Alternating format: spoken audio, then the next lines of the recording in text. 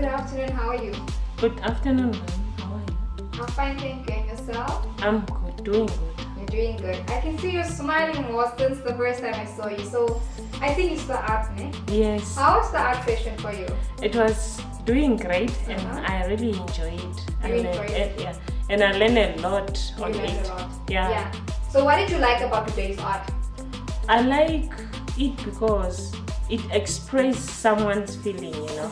And for me, I like expressing my feelings in the paper. On the paper. Yeah, So that's how sometimes- you enjoyed the art. Yeah. You enjoyed Sometimes I'm doing it even when I'm writing or anything. Just whatever I'm feeling, I have to put it in the paper. on paper. Okay. Yeah. So the next question I have for you is if the school or if we had to give you a meditation space, a space where you can come express yourself, would you make use of it? Would you come to that space and express your art and so? Yes, I will definitely come. You definitely make use of it. Because I like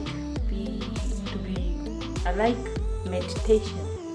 Like releasing the artist Yes, in you. yes. Okay, after school, what do you want to do after you finish your school?